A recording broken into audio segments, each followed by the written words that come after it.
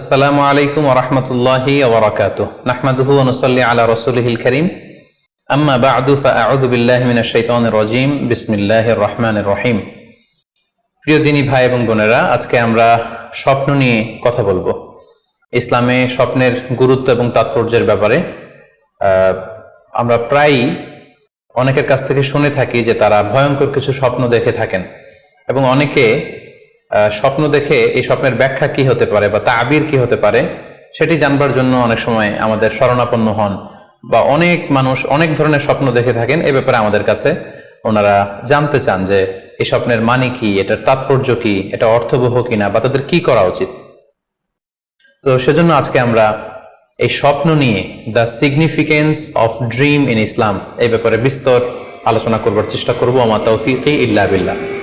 আজকে বেসিকলি স্বপ্নের ব্যাপারে আমরা 10টি পয়েন্টে কথা উপস্থাপন করবার চেষ্টা করব। সেগুলো হচ্ছে, প্রথমে আমরা জানবো স্বপ্নের গুরুত্ব ও তাৎপর্যের ব্যাপারে, তারপর জানবো স্বপ্নের প্রকারভেদ, ভালো স্বপ্ন দেখলে করণীয়, খারাপ স্বপ্ন দেখলে করণীয়, তারপর কোন ধরনের স্বপ্নের ব্যাখ্যা প্রয়োজন এবং কোন স্বপ্নের ব্যাখ্যা প্রয়োজন নেই, সত্য স্বপ্নের আলামত অথবা কিভাবে বুঝবো যে আমার স্বপ্নটা অর্থবহ কিনা, স্বপ্নের ব্যাপারে কিছু ইসলামী দিক নির্দেশনা, স্বপ্নে আল্লাহ রাসূল সাল্লাল্লাহু আলাইহি সাল্লামকে দেখা প্রসঙ্গে, যুগে যুগে স্বপ্ন ব্যাখ্যায় কারা পারদর্শী ছিলেন, এবং সবশেষে কোরআন সুন্নাহর আলোকে বিভিন্ন প্রতীক বা চিহ্নের দিকে খেয়াল রেখে স্বপ্নের ব্যাখ্যা।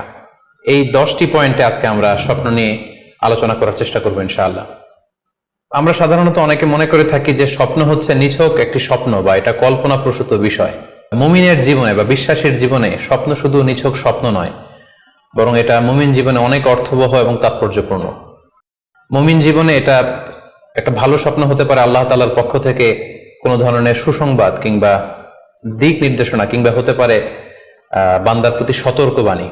একচোখা বস্তুবাদীরা বলে থাকে আমরা যখন ঘুমাই তখন মস্তিষ্ক আমাদের স্মৃতিগুলো নিয়ে নাড়াচাড়া করে, আমাদের স্মৃতিগুলোকে পুনর্বিন্যাস করে, আর সেটাই আমাদের কাছে স্বপ্ন হিসেবে ধরা দেয়। অর্থাৎ তারা বলতে চায় যে স্বপ্ন হচ্ছে ঘুমের ঘোরে আমাদের দৈনন্দিন জীবনে ঘটে যাওয়া আমাদের চিন্তা বা ভাবনার প্রতিচ্ছবি। কিন্তু ইসলামের দৃষ্টিতে স্বপ্ন শুধু আমাদের চিন্তা ভাবনার প্রতিচ্ছবি নয়, এটা হতে পারে আল্লাহ তাআলার পক্ষ থেকে সুসংবাদ, হতে পারে গ্ল্যাড টাইডিংস কিংবা সতর্কবাণী। তাই এই স্বপ্নের ব্যাপারে আমাদেরকে খুব ভালো ধারণা রাখা উচিত। শুরুতে আমরা বলবো যে এর গুরুত্ব এবং তাৎপর্য কতটুকু। স্বপ্ন হচ্ছে নবুয়তের সূচনা। নবুয়তের সূচনা হয়েছিল স্বপ্নের মাধ্যমে। আল্লাহ রাসূল সাল্লাল্লাহু আলাইহি ওয়াসাল্লাম যখন নবী হিসেবে অফিসিয়ালি অ্যাসাইন্ড হন, তার আগে তিনি টানা 6 মাস স্বপ্ন দেখেছেন, যেটা সহিহ বুখারীতে এসেছে। আউয়ালু মা বুদিআ বিহি রাসূলুল্লাহ সাল্লাল্লাহু আলাইহি ওয়াসাল্লাম আর-রুইয়া আস-সাদিকা ফিন-নাওম। রাসূল সাল্লাল্লাহু আলাইহি ওয়াসাল্লামের কাছে ওহী বা রেভেলেশনের সূচনা হয়েছিল স্বপ্নের মাধ্যমে। ফাকানা লা ইয়ারা রুইয়া ইল্লা জাআত মিসলা ফালাকিস সুবহি। আর রাতে স্বপ্নে রাসূল সাল্লাল্লাহু আলাইহি ওয়াসাল্লাম যা দেখতেন, দিনের বেলা সেটা প্রভাতের সূর্য কিরণের ন্যায় রাসূল সাল্লাল্লাহু আলাইহি ওয়াসাল্লামের কাছে সুস্পষ্ট হয়ে যেত। অর্থাৎ যা তিনি রাতে দেখতেন স্বপ্নে, দিনের বেলা সেটাই হুবহু ঘটে যেত।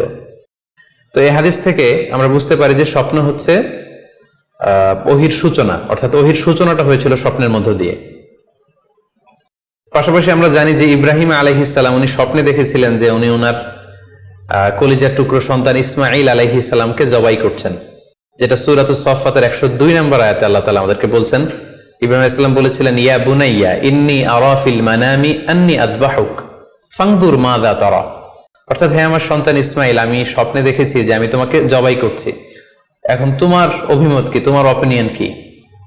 সাইয়েদনা ইসমাঈল আলাইহিস সালাম বলেছিলেন, ইফআল মা তুমার সাতাজিদুনি ইনশাআল্লাহু মিনাস সাবিরিন। মানে বাবা, আপনি স্বপ্নে যা দেখেছেন আপনি সেটাই করেন, আপনি আমাকে ধৈর্যশীলদের অন্তর্ভুক্ত পাবেন। ছেলের এই মন্তব্য শুনে সাইয়েদনা ইব্রাহিম আলাইহিস সালাম একটা ধারালো ছুরি নিয়ে সাইয়েদনা ইসমাঈল আলাইহিস সালামকে শুইয়ে দিয়ে জবাই করতে শুরু করলেন। তো এই ঘটনা থেকে বোঝা যায় নবীদের স্বপ্ন এটা সাধারণ কোনো স্বপ্ন নয়, এটা ওহীর অন্তর্ভুক্ত।